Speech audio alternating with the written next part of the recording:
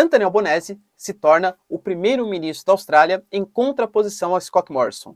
O Partido Trabalhista, depois de mais de uma década fora do poder, retoma ao poder na Austrália. Fez o seu primeiro discurso hoje e, inclusive, já tem uma reunião com o Quad, com a presença de Japão, Estados Unidos e Índia, logo menos. Ou seja, é um momento geopolítico bastante importante, ambiental bastante importante também, inclusive com a aproximação da China nas Ilhas Salomão. O que vai ser o seu governo? Hoje também, Joe Biden fez a primeira visita oficial ao Japão, país asiático, né, desde o início do seu mandato, e deu algumas declarações polêmicas. Lembrando que nesse momento o Japão está correndo um sério risco, inclusive da sua soberania ali como país, com ameaças da China, da Rússia e da Coreia do Norte, e o Biden promete ajuda no momento instável. Foi recebido inclusive com uma série de vaias por parte da população japonesa. Hoje também, a Suécia e a Finlândia deram alguns passos mais próximos de entrar para a OTAN, inclusive com o ministro das Relações Exteriores fazendo um aceno, um agrado, digamos assim, para a Turquia, para ver se de fato a Turquia deixa de ser resistência, enquanto parte da população sueca não concorda muito com a adesão à OTAN. Inclusive os mais jovens progressistas de esquerda, de maneira geral, consideram que perder a posição de neutralidade da Suécia vai trazer mais riscos do que benefícios ao país. Se vocês querem entender o que rolou hoje, e muito mais também sobre geografia, geopolítica, atualidades, política, polêmicas, enfim, tudo para você se manter sempre bem atualizado, já se inscreve no canal, deixa seu like, compartilha esse vídeo, que eu, professor Ricardo, conto muito com a sua ajuda, beleza? Link para o curso completo de Geografia, Geopolítica e Atualidades, para você que é pré-vestibulando, concurseiro ou interessado, na descrição, tá? Cara, é baratinho, contato comigo ali direto, professor, você não vai se arrepender. E claro, se você quiser contribuir para o canal sendo membro, galera, é sensacional. Se não, só seu like, seu engajamento, sua presença aqui já tá mais que ótimo também. Tamo junto? Bora lá pro vídeo, ó. Bom, como eu falei para vocês, o Anthony Albanese, que é um político de carreira, tá? Não é novinho não. Na Austrália, ele se tornou o primeiro-ministro depois de uma eleição que o Scott Morrison já anunciou a derrota e que alçou o Partido Trabalhista, o partido conhecido de esquerda na Austrália, depois do Partido Conservador estar por várias eleições consecutivas. O que isso significa? Eu diria que 3 pontos foram os mais importantes. Primeiro, que é a questão ambiental. Poxa, o Scott Morrison, ele era conhecido por parte da população australiana como um cara negacionista. Por quê? A Austrália, ela tem uma criação de gado muito grande, e isso libera metano para a atmosfera, que é um dos gases de efeito estufa, e ele falava que isso não tinha o mínimo problema. A Austrália ganha muito dinheiro exportando minérios, ferro, alumínio e tal. Cara, tudo isso gera resíduos, impactos ambientais, sem problemas.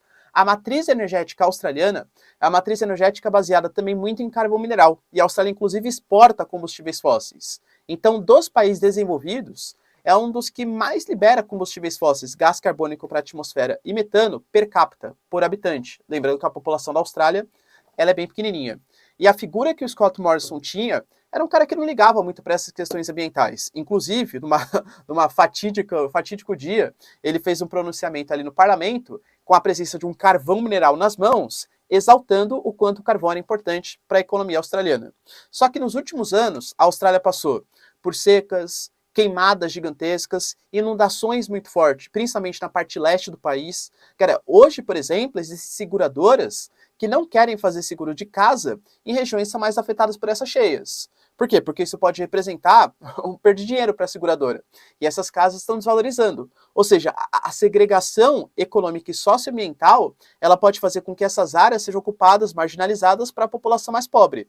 Então, ele era visto como um negacionista das mudanças climáticas. O Partido Verde bateu muito forte nessa tecla e o Partido Trabalhista usou outra questão importante. Inflação grande na Austrália, é um país que não está acostumado com a inflação, e queda do poderio geopolítico. A Austrália, ela criticou muito a China na questão da pandemia, e a Austrália mantinha relações econômicas importantes. A Austrália é um país desenvolvido que depende muito da exportação de commodities, produtos primários, e a China que comprava esses produtos.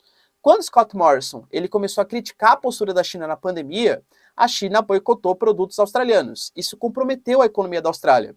Somado ao aumento do preço dos combustíveis fósseis e tal, a Austrália começou a declinar economicamente. O Partido Trabalhista criticou isso. E, aliás, criticou também, além das questões econômicas, a perda de soberania da Austrália. A Austrália, por exemplo, começou a fazer parte da AUKUS, Aliança AUKUS. Austrália, Reino Unido e Estados Unidos, que quer vistoriar as ações chinesas no Mar do Índico-Pacífico.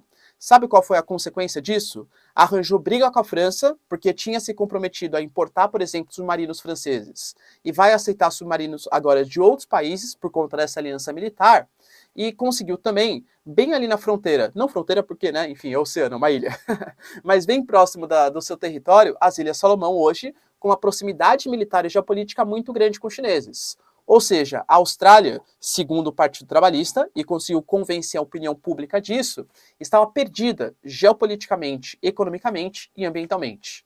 Por isso, o Anthony Albanese promete fazer uma superpotência renovável. A Austrália vai ter uma mudança muito significativa da sua matriz energética. Lembrando que as promessas de campanha dele, né, eu falei isso para vocês no vídeo passado, é controlar a inflação, gerar emprego e ao mesmo tempo mudar a matriz energética. Com que dinheiro ele vai conseguir fazer isso? Não sei, né? É basicamente aqueles políticos, né, generalistas. Olha, eu vou aumentar o salário mínimo, eu vou fazer cair o desemprego, eu vou controlar a inflação, a gente vai ser a maior economia do mundo. Tá, como? Vamos, entendeu? Tipo, mais ou menos assim. Não existe um plano econômico de fato. Mas, enfim, a população australiana colocou a sua esperança, né, no Anthony Albanese e vamos ver o que vai acontecer daqui para frente. Reunião do Quad vai rolar logo menos e vai ser a primeira grande chance do Anthony Albanese se mostrar para o mundo como um líder mais renovado, digamos assim. Não aquele conservador, aquele cara que, principalmente os países mais desenvolvidos, viam como um negacionista das mudanças climáticas. Hoje também, o Joe Biden fez uma visita oficial ao Japão, aos japoneses, e é bem importante porque o Japão, nesse momento, ele está muito complicado. Economicamente, a inflação disparou, claro, comparado ao que é a inflação no Japão, tá bom? O Japão vem passando por um envelhecimento populacional que vem comprometendo o crescimento da economia japonesa. O Japão não é um país que cresce tanto como já cresceu no passado, por exemplo, e dificilmente vai conseguir reverter isso, e está ameaçado por três grandes potências militares. A China, com disputas históricas sobre ilhas com japoneses, a Rússia, que desde a época da União Soviética invadiu o território japonês e não devolveu as Ilhas Kurilas são disputadas pelos japoneses e pelos russos, e o Japão está aplicando uma série de sanções contra a Rússia, que, óbvio, fazem com que a Rússia não veja mais o Japão com bons olhos, e por conta da Coreia do Sul ter trocado recentemente de chefe de governo, e esse chefe de governo ter uma retórica muito mais forte contra os norte-coreanos, a Coreia do Norte começou a realizar mais testes militares nucleares, inclusive ameaçando o território japonês. Não só o Japão, mas também como a Coreia do Sul. Claro, o tema aqui do vídeo é o Japão, né? Então, o Japão, além de ter uma derrocada econômica, também está passando uma derrocada, um momento muito complicado geopoliticamente falando, militarmente falando. O Japão, desde o final da Segunda Guerra Mundial, ele se comprometeu a não investir tanto assim em exército, até por toda a herança, né, que teve. Fez um acordo com os Estados Unidos, o Plano Colombo, recebia investimentos, mas não investia em setor bélico. Até hoje, o Japão ele é muito dependente do exército estrangeiro, do exército norte-americano. E a gente sabe que isso não é tão legal assim.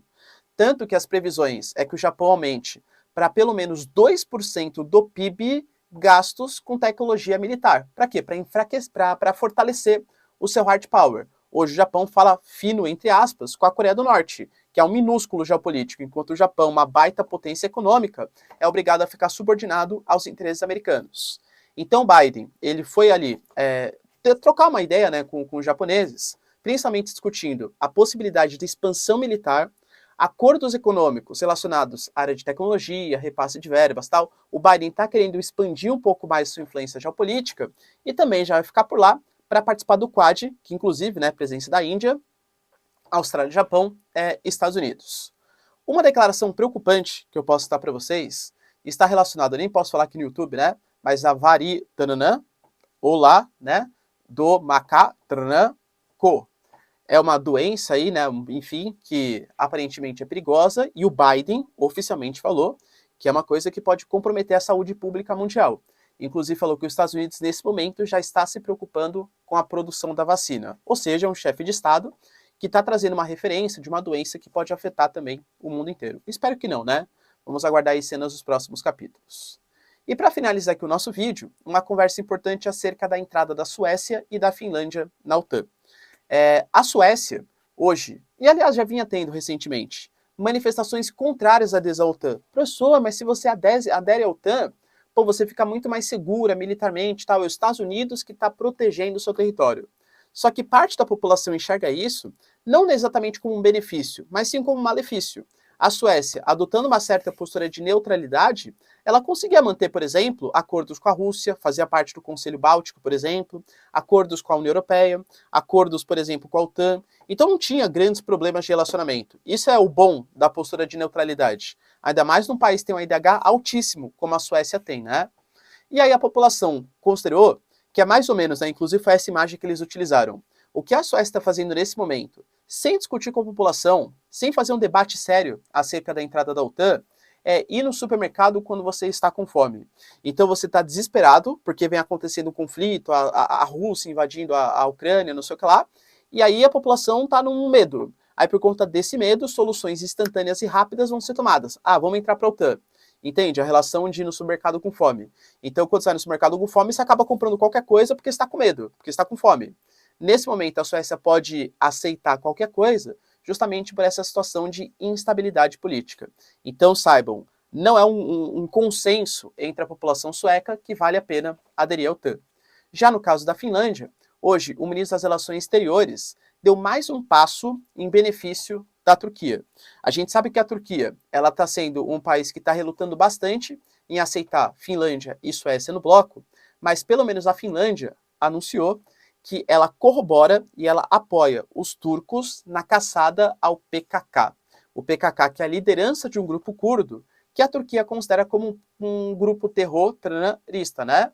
E aí, por conta disso, segundo a Turquia, existem, por exemplo, membros do PKK que estão exilados na Suécia e na Finlândia, e a Finlândia não exila esses membros. Inclusive, isso é fato, até porque Finlândia e Suécia se negaram a exilar, inclusive na semana passada. Mas agora, a Finlândia, claro, é um país que está muito mais perigoso do que a Suécia, porque inclusive faz fronteira com a Rússia, mais de 1.300 quilômetros de fronteira, acenou de maneira positiva para a Turquia, falando que não vai colaborar com o PKK, até porque o PKK também é conhecido como grupo terrorista pela União Europeia e pelos países ocidentais. Será que isso de fato vai convencer a Turquia? Penso eu que a Turquia vai querer um pouquinho mais.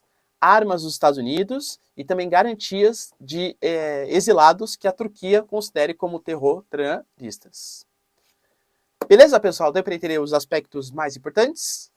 Se vocês curtiram o vídeo, então, ó, já deixa seu like, se inscreve no canal. Tamo junto, beijos, abraços e tchau, tchau.